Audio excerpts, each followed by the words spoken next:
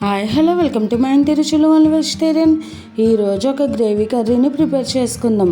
గుత్తి capsicum curry. ఈ curry మనకు గుత్తి వంకాయలాగా taste చాలా బాగుంటుంది.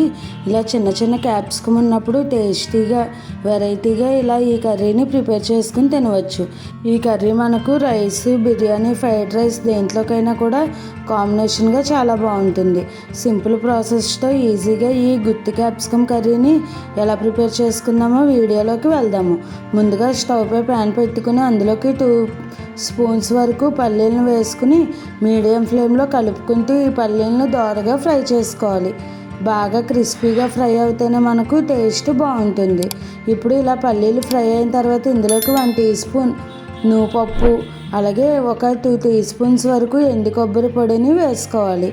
నేను ఎండు కొబ్బరి పొడి వేస్తున్నాను. మీ దగ్గర పచ్చి కొబ్బరి ఉంటే కనుక అదైనా కూడా వేసుకుని ఫ్రై చేసుకోవచ్చు. ఇప్పుడు ఈ నువ్వుపప్పు, ఎండు కొబ్బరి కూడా ఇలా కలర్ మారి ఫ్రై అయిన తర్వాత స్టవ్ ఆపేసుకుని వీటిని చల్లారనిచ్చుకోవాలి. ఇవి మనకు తొందరగానే ఫ్రై అయిపోతాయి. ఇప్పుడు ఇవన్నీ ఒక మిక్సీ జార్లోకి తీసుకుని ఇందులోకి ఒక 2 ఇంచుల వరకు అల్లం తొక్క తీసేసి ముక్కలుగా కట్ చేసుకుని వేసుకోవాలి. తర్వాత ఒక 10 వెల్లుల్లి రెబ్బలు, కొద్దిగా వాటర్ వేసుకుని మెత్తని పేస్ట్ లాగా ఈ మిశ్రమం అన్నిటినీ కూడా గ్రైండ్ చేసుకోవాలి. చూసారు కదండి, ఇలా మెత్తగా గ్రైండ్ చేసుకుంటే మనకు ఈ పల్లి, కొబ్బరి, నువ్వుపప్పు పేస్ట్ రెడీ అయిపోయింది. ఇప్పుడు ఇది పక్కన పెట్టేసుకుని మనం చిన్న చిన్న క్యాప్సికమ్ని తీసుకోవాలి. ఇవి ఇప్పుడు మార్కెట్లో బాగా వస్తున్నాయి, ఇలా చిన్న చిన్న సైజులో క్యాప్సికమ్. ఇప్పుడు వీటిని శుభ్రంగా కడిగేసుకున్న తర్వాత ఇలా స్క్వేర్ షేప్లో మనం కట్ చేసుకోవాలి. కింద దాకా కాకుండా నార్మల్ గుత్తి వంకాయకి ఎలా కట్ చేస్తామో ఆ విధంగా ఈ క్యాప్సికమ్లు అన్నిటినీ కూడా కట్ చేసేసుకోవాలి.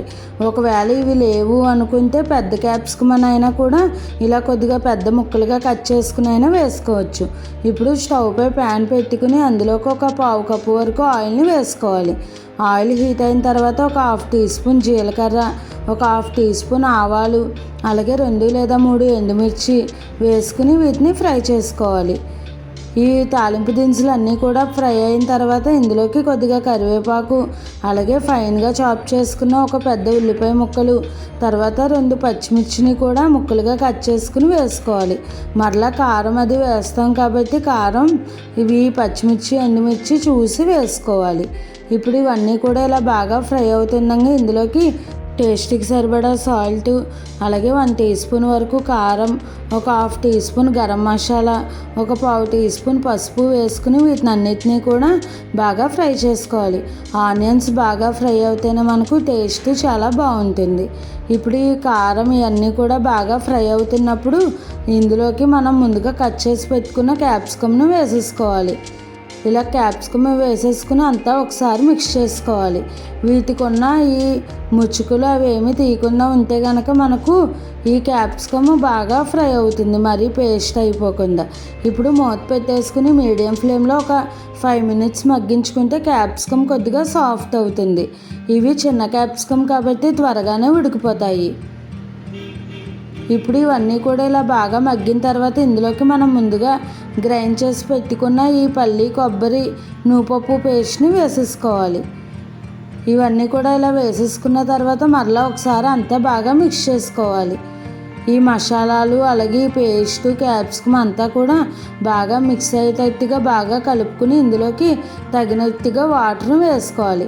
మనం పేస్ట్ చేసుకున్న మిక్సీ గిన్నెలోకి వాటర్ వేసుకుంటే కనుక మిక్సీ గిన్నె శుభ్రంగా వచ్చేస్తుంది. ఇప్పుడు ఇదంతా కూడా ఇలా మిక్స్ చేసుకుని వాటర్ కన్సిస్టెన్సీకి తగ్గట్టుగా అడ్జస్ట్ చేసుకుని మరలా మూత పెట్టేసుకుని ఒక 5 to 10 మినిట్స్, లేదంటే క్యాప్సికమ్ మెత్తగా ఉడికే వరకు ఇలా మధ్య మధ్యలో కలుపుకుంటూ ఉడికించుకోవాలి. నేను ఒక 10 మినిట్స్ అయిన తర్వాత ఇలా మూత తీస్తున్నాను. చూసారు కదా, ఆయిల్ కూడా బాగా పైకి తేలి క్యాప్సికమ్ కూడా సాఫ్ట్గా ఉడికిపోయింది. ఇప్పుడు మరలా ఒకసారి మిక్స్ చేసుకుని సాల్ట్ అవి సరిపోయినాయో లేదో టేస్ట్ చూసుకుని తర్వాత ఫైన్గా చాప్ చేసుకున్న కొత్తిమీరను కూడా వేసుకుని అంతా ఒకసారి మిక్స్ చేసేసుకుంటే ఎంతో టేస్టీగా ఉండే గుత్తి క్యాప్సికమ్ కర్రీ రెడీ అయిపోయింది. చూసారు కదా ఫ్రెండ్స్, ఎంత సింపుల్గా ప్రిపేర్ చేసేసుకోవచ్చో. టేస్ట్ కూడా చాలా బాగుంది. వేడి వేడి అన్నంలోకైనా, బిర్యానీ, ఫ్రైడ్ రైస్, చపాతీ దేంట్లోకైనా కూడా ఈ గుత్తి క్యాప్సికమ్ కర్రీ కాంబినేషన్గా చాలా బాగుంటుంది. మీరు కూడా ఈ రెసిపీని ట్రై చేసి ఎలా వచ్చిందో నాకు కామెంట్ చేయండి. అలాగే మరిన్ని మంచి మంచి హెల్తీ రెసిపీస్ కోసం నా ఛానల్ని ఫాలో అవ్వండి. చూసారు కదండి, క్యాప్సికమ్ కూడా ఎంత సాఫ్ట్గా ఉడికిపోయిందో.